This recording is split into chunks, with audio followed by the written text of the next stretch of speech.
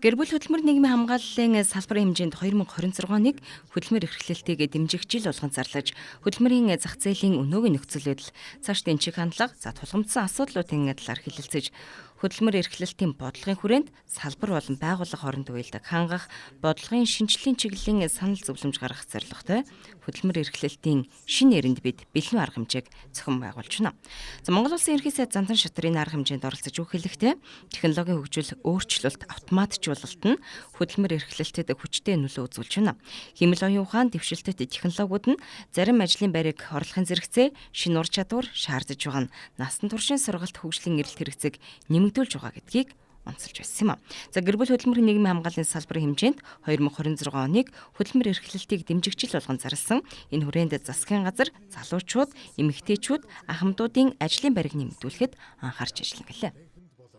Хөдөлмөр эрхлэлтийг эхэндээ зөвхөн залуучуудын хөдөлмөр эрхлэлтэд онцгой анхаарч байсан бол өнөөдөр бүх насны хөдөлмөр эрхлэлтэд анхааралтай байх зайлшгүй шаардлага үүссэн гэж үзээд залуучуудын хөдөлмөр эрхлэлтийн биш нийтдээ хөдөлмөр эрхлэлтийн жил болгож зарласан. Хөдөлмөр эрхлэлтийн жил нь залуучуудын хөдөлмөр эрхлэлтийн бодлого. За энд бол одоо боловсролын тогтолцооноос ахуулаад тэтгэврийн шатанд хүртэл энэ залуучуудыг яаж нэгдсэн бодлогоор хөдөлмөр эрхлэлтийг нэмжих вэ гэсэн. За хоёрдугаарт эмэгтэйчүүдийн хөдөлмөр эрхлэлтийн асуудал, гуравдугаарт ахмадуудын хөдөлмөр эрхлэлтийн асуудал гэсэн. Ийм гурван салбар бодлоготойгоор энэ жилийн хөдөлмөр эрхлэлтийн дэмжих бодлогыг хэрэгжүүлж, хууль эрх зүйн болон шаардлагатай бусад өөрчлөлтүүдийг хэрэгжүүлэхээр төлөвлөж байна. За энэ дотроо мэдээж нийгмийн даатгалын шимтгэлийн асуудлаас ахуулаад за зээлийн хүүгийн асуудал хүртэл за тэр дотор тэтгэврийн наснаас ахуулаад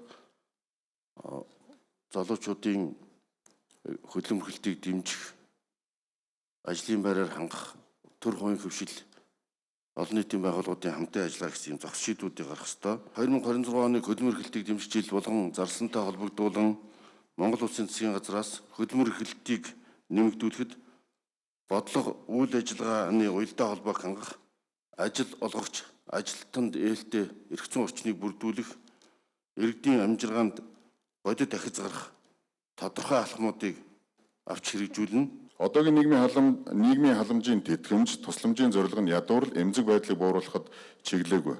Мөнгөний тэтгэмж давмгайлсан халамж хүртэгчээс хөдөлмөр эрхлэгч болох зарчмыг нэвтрүүлээгүй. Халамжийн ба хөдөлмөр эрхлэлтийн бодлого тусдаа хэрэгжиж байгаа асуудлыг шийдвэрлэж, халамжаас хөдөлмөрт бодлогыг бодитоогоор хэрэгжүүлэх хууль эрх зүйн орчныг бүрдүүлэхээр нийгмийн халамжийн тухай хуулийн шинжилсэн найруулгын төслийг мөн боловсруулан бэлэн болгоод байна. Хөдөлмөр эрхлэлтийг дэмжих жилийн хүрээнд хэрэгжүүлэх бодлого арга хэмжээний үр дүнд хөдөлмөр эрхлэлт нэмэгдэж, хөдөлмөрийн зах зээл идэвхжсэн, зорилтод өрх иргэний амжиргаа хөдөлмөр эрхлэлтэд бодиттой ахиц гаргана гэж найдаж байна. Тус яам хөдөлмөр эрхлэлтийг дэмжих тухай хуулийн шинжилсэн найруулгын төсөл боловсруулж байна. За хуулийн төслийн шинжилгээний гол чиглэл нь хөдөлмөр эрхлэлтийг дэмжих үйл ажиллагааны зорилттой бүлгийг наривчлан тодорхойлж, хөдөлмөр эрхлэлтийн үйлчилгээнд кейс менежментийн аргачлалыг нэвтрүүлэх, хөдөлмөр эрхлэлтийн бүртгэл мэдээллийн тогтолцоог их өгөгдөлд суурилсан хөдөлмөрийн зах зээлийн мэдээллийн нэгдсэн тогтолцоо болгоно. Зориулалт, хэрэглээг өргөжүүлэхэд анхаарч байгаа маань.